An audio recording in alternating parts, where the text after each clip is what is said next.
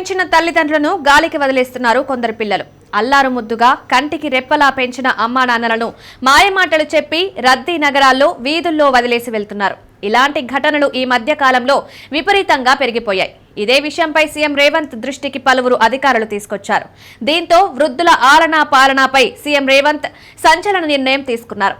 తెలంగాణలో కాంగ్రెస్ ప్రభుత్వం ఏర్పడినప్పటి నుంచి ఎన్నికల ప్రచారంలో ఇచ్చిన 6 గ్యారంటీలతో పాటు పలు విప్లవాత్మక కార్యక్రమాలతో దూసుకువెళ్తోంది. ముఖ్యంగా మహిళలు, యువత, వృద్ధులు, ఉద్యోగులపై వరాల జల్లు కురిపిస్తోంది.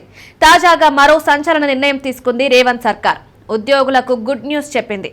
వారి కోసం ఓ కార్యక్రమం తీసుకురాబోతోంది. తెలంగాణలోని వృద్ధులకు కాంగ్రెస్ ప్రభుత్వం గుడ్ న్యూస్ చెప్పింది. తెలంగాణ వ్యాప్తంగా వృద్ధుల కోసం డే కేర్ సెంటర్స్ ఏర్పాటు చేయాలని నిర్ణయించింది. తెలంగాణ వ్యాప్తంగా ప్రతి జిల్లాలో ఒక డే కేర్ సెంటర్ ఏర్పాటు చేయనుంది రేవంత్ సర్కార్. ఈ మేరకు కసరత్తులు చేస్తోంది. ప్రస్తుతం రాష్ట్ర వ్యాప్తంగా 9 లక్షల మంది సీనియర్ సిటిజన్స్ ఉన్నట్లు సమాచారం. ఈ మధ్య తమ పిల్లలు వదిలేశారంటూ రోధిస్తున్న ఘటనలు చాలా చూశాం. అలా ఒంటరైన వృద్ధులు మనోవేదన చెందకుండా వారికి చేయూతనిచ్చే దిశగా ముందుకెళ్తుంది ప్రభుత్వం. సామాజిక సంరక్షణతో పాటు మానసిక ఉల్లాసానికి బాటలు వేసేలా డే కేర్ సెంటర్లను నిర్మించాలని ప్రణాళిక వేస్తోంది. ప్రతి జిల్లాలో ఒక డే కేర్ సెంటర్ ఉండేలా రాష్ట్ర ప్రభుత్వం ప్లాన్ చేస్తోంది. ఈ మేరకు రాష్ట్ర వ్యాప్తంగా 32 జిల్లాల్లో డే కేర్ సెంటర్లను ఏర్పాటు చేసేందుకు కసరత్తు చేస్తోంది. రాష్ట్రంలో దాదాపుగా 9 లక్షల మంది సీనియర్ సిటిజన్స్ ఉన్నట్లు ప్రభుత్వం అంచనా వేస్తోంది.